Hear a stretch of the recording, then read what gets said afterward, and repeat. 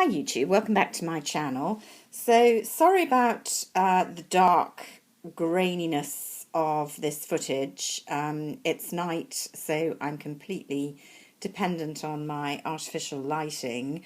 This is just going to be a bit of a chat video, although I do have the products here just to make it a little bit interesting, something visual.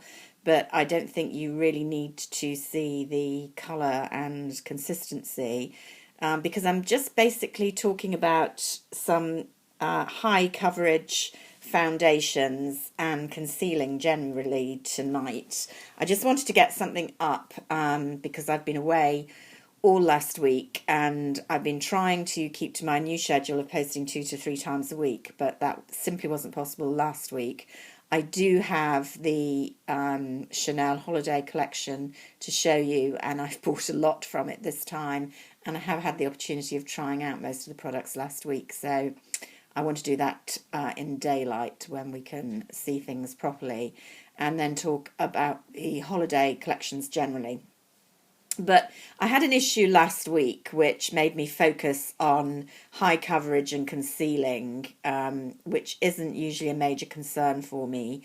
I prefer light to medium coverage foundations generally, and although I do need to conceal dark under eye circles, I haven't normally got any blemishes to worry about particularly.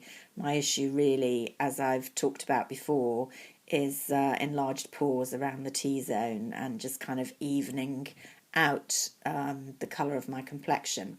However, I will be perfectly frank. I think I've said this before. I do use Botox. I have had Botox in the frown lines on my forehead for about 10 years now, I think. 8 to 10 years. And I also use fillers now for the last 2 years just to add a bit of definition to my lips as they've gone thinner and more shriveled as I've got older. Generally, I don't have any need for any downtime after either. But this time I had them done not last Thursday, Thursday before last, and I did have some quite bad bruising in my lower lip, really purple bruising, which lasted probably for about 5 days. So I did need to do, for once, some quite heavy duty concealing, and it was made worse because I was going on holiday, so I really didn't want to look as if I'd been punched in the mouth. So that's a long introduction to me really focusing a bit more on what I had, because I didn't want to buy any new products for heavy duty concealing of a real red purple bruises. And I had 2 main products foundation wise. I had bought a few months ago the Giorgio Armani Power Fabric, which is a long wear high cover foundation. Very highly recommended by the general kind of influencers on YouTube. Lydia Elise Millen, and I can remember doing a big splurge for this and said it was the most fabulous foundation. It's my first Giorgio Armani, and I know a lot of people rave about the range. I hadn't used it a lot, but obviously I did get it out this week, and I have to say I'm not loving it as a foundation. It wasn't enough, certainly, to conceal the bruising. I wouldn't be too judgmental about that because you need a concealer for it, really, and I'll talk about what I did for that in a moment. What I really dislike about this foundation is how it sits in the pores, even with, well, I tried various primers, including my usual Tom Ford one, which works terribly well normally, and it just didn't with this. So I was very disappointed, and it just looked quite heavy and cloggy on the skin, which was not what I was looking for at all, and it's an expensive foundation. My preferred general foundation was the Tom Ford Waterproof Foundation Concealer, which I talked about a bit when I got it. I didn't absolutely love it, I didn't hate it, but it was, okay. I still don't think it's a really heavy coverage foundation. I would term it a medium to heavy, to be honest. It does build up. I've got it in the shade Buff. But it doesn't sit as much in the pores as this baby over here. It's not perfect. I think probably with higher coverage foundations, there is more of a tendency to sit in the pores. This one, with a decent primer, gave me an acceptable look and was a good kind of base for concealing. While we're talking about foundations, another foundation that I've been trying recently, again, because it's very highly rated by a lot of people, but I just don't love it at all, is this NARS All Day Luminous Weightless Foundation. I think I may have got it, frankly, in the wrong colour. This was matched for me in store, and they went with Deauville, which is, frankly, a bit orangey on my skin, which doesn't help. But again, it's another one that just totally sits in the pores, and I don't love it at all. I'm actually going to get rid of that one. So I'm at a bit of a loss why it's such a popular foundation. I do have various specialist concealers from RCMA, one of their palettes, which I use quite a bit, honestly.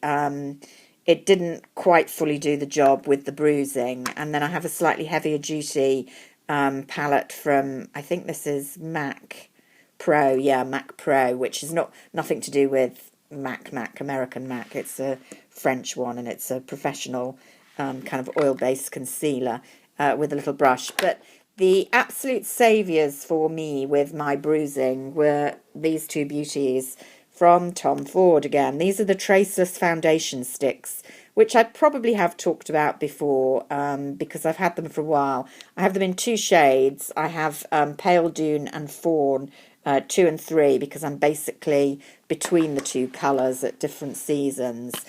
And, I've had these for a while, use them quite often. I often use them kind of around the chin and T-zone area when I need a bit of extra coverage. They're a beautifully moist, creamy, works into the skin, but doesn't look cloggy. That's Pale June, the paler of the two. See, slightly showing there. And then this is Fawn.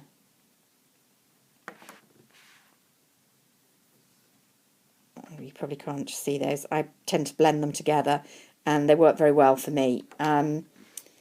These with a nice stiff, this is the Max Coverage Concealer brush from Bare Essentials, who do nice brushes, I have to say.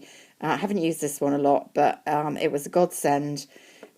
Just literally painting this cream stick on and then kind of patting it in, another layer of it, and then some powder, and that did the trick with some really quite vivid bruising for me. So once again, Mr. Tom Ford to the rescue.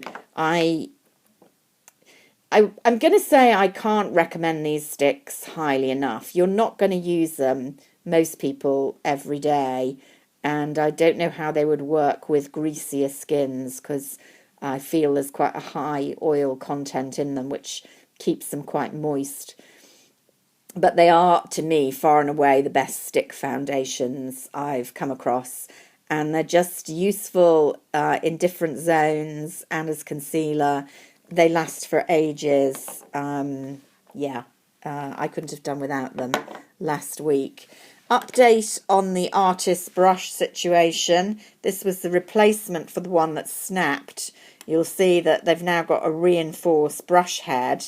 The problem with this is it doesn't have the give which the old plastic head that snapped had.